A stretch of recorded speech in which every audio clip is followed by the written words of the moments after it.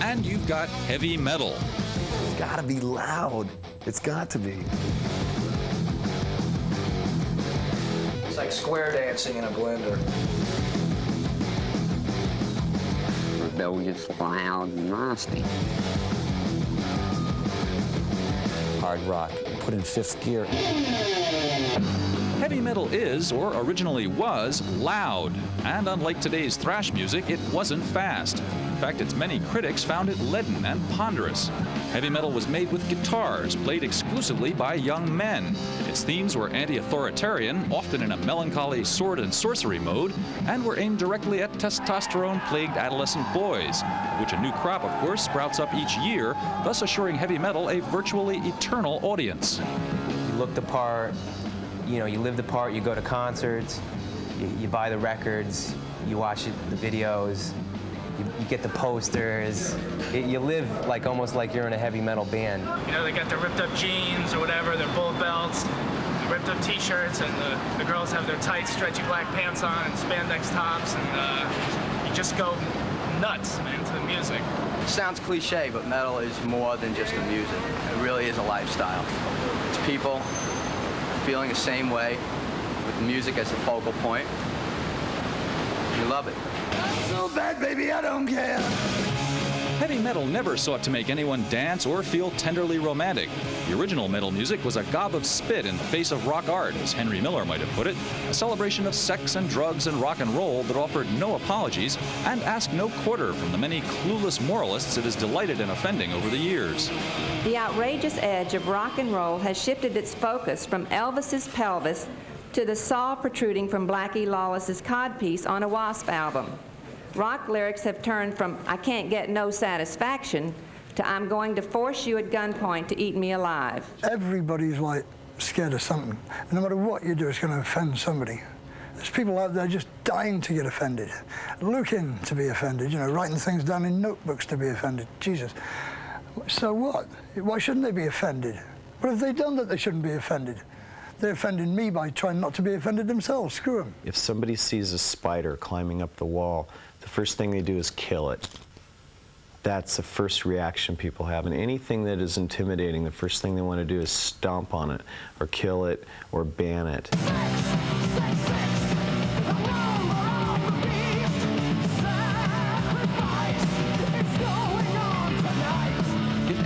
Offered the promise of outraging the powers that be, heavy metal went for it. Sex, death, Satanism.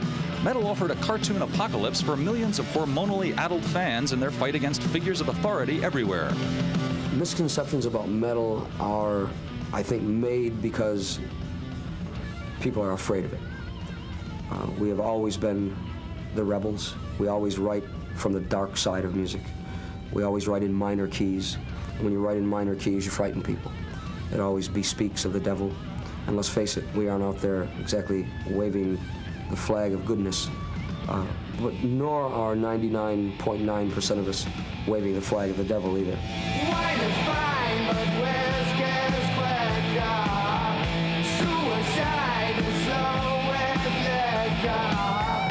Although death is an everyday subject on the evening news, when metal acts deal with it, they're often charged with promoting teen suicide, inevitably among teens who were troubled to begin with, and even when the song in question is an anti-suicide tune, such as singer Ozzy Osbourne's by now notorious Suicide Solution.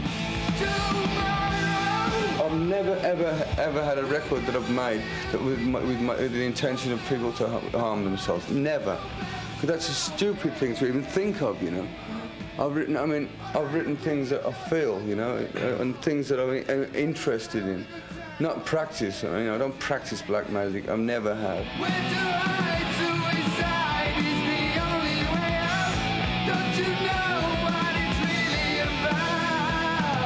Drugs and alcohol are at the root of all these problems, and I think a lot of parents are trying to pass the buck, if you don't mind me saying.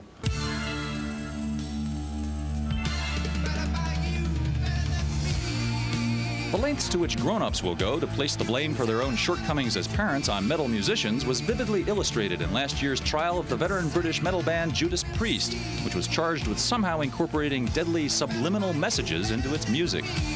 There are no subliminal messages on our album, but we do feel that a statement's been made. I mean, we sort of proud of our role in a way, for we've flown the flag for rock and roll, heavy metal, music in general, because it seems to us that time and time again now, music is being made the scapegoat for every bad thing that occurs, you know.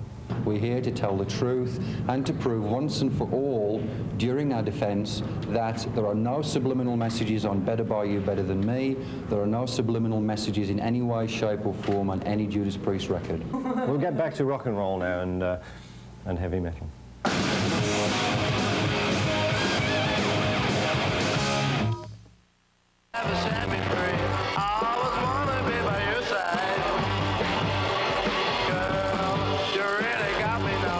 Music may have started right here. I always remember when I heard "You've Really Got Me" by the Kinks for the first time. It's like my hair was standing on end, you know. That's what I like to go for. When I get that off of our records, it's like, ooh.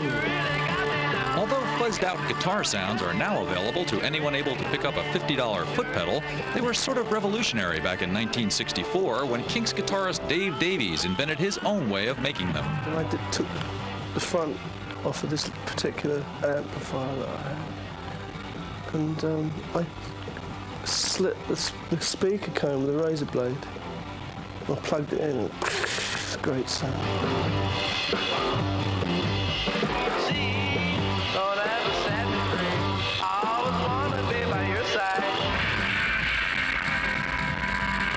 Also shredding its sound around the same time was another English mod group, The Who, which took sonic aggression one giant step further and set the style for 2 generations of guitar-bashing rock and roll extroverts.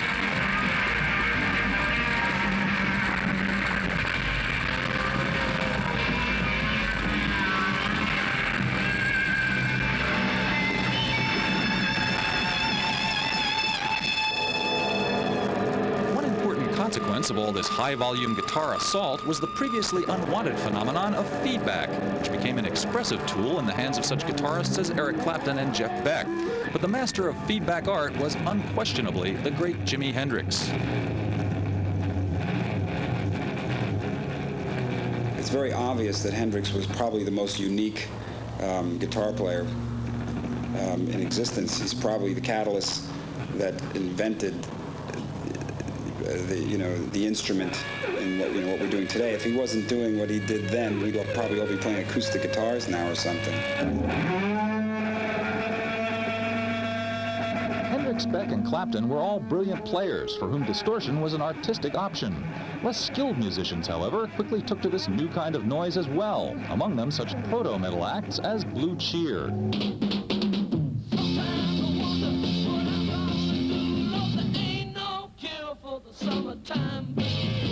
1968 may have been the watershed year for heavy metal music.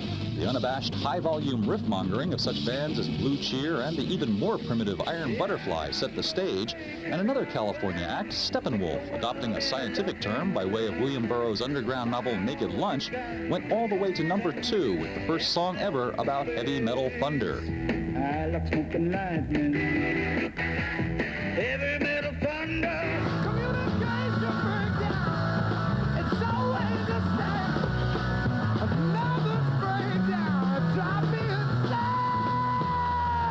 That same year, over in England, a new band called Led Zeppelin was formed out of the ashes of the disbanded Yardbirds. And while Zeppelin did come on all loud and distorted and reeling off riffs, the band itself, despite the many heavy metal progeny it spawned, was always much more than just that. We were everything, really. We touched so many different areas of just the normal sort of the blues and rock and the acoustic, but then we also went into other areas as well.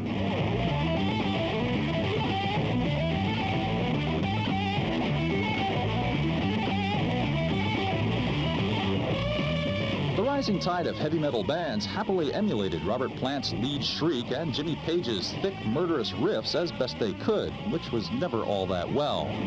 This is why all those bands that sort of say, or supposedly sound like that, never get it right.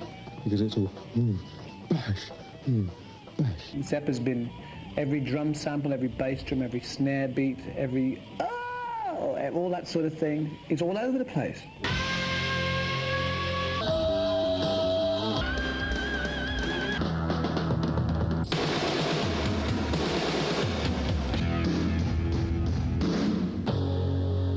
Finally, in 1969, there appeared in England a band that aspired to nothing more than maximum riff mania, and which essentially laid down the blueprint for most of the heavy metal that followed. This band's name, ominously enough, was Black Sabbath.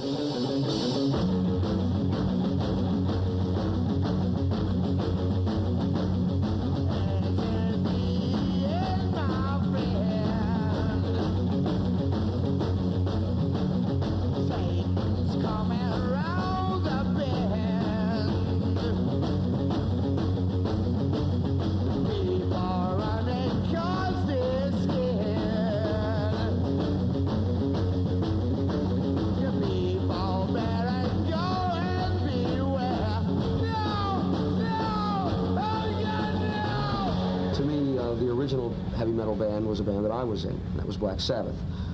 That, of course, the original heavy metal band, Black Sabbath, was the band that Ozzy Osbourne was in. I was in the second coming or going of Black Sabbath, whichever way you look at it. That was the band that I always looked to as being the monster band, the monster heavy metal band. It stomped through your town like Godzilla.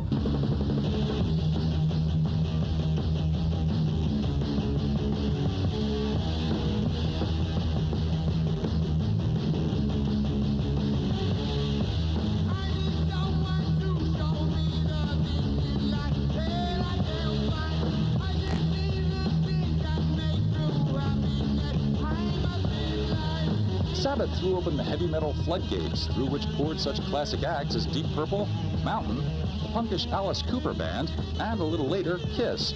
Cooper and Kiss introduced elements of theatricality and sold tons of albums and concert tickets. But by the mid-70s, with disco on the rise and heavy metal as undanceable as ever, an inevitable decline set in. Music was only rescued, ironically enough, by punk rock, which introduced a higher speed limit, quickly adopted by the English band Motorhead, and by a burgeoning pop consciousness promoted by such groups as the Irish Thin Lizzy and LA's own Van Halen. Eddie Van Halen, the first metal guitar virtuoso, introduced a dazzling hammer-on technique that changed the way many hard rockers played, although Van Halen himself displayed little interest in such imitation.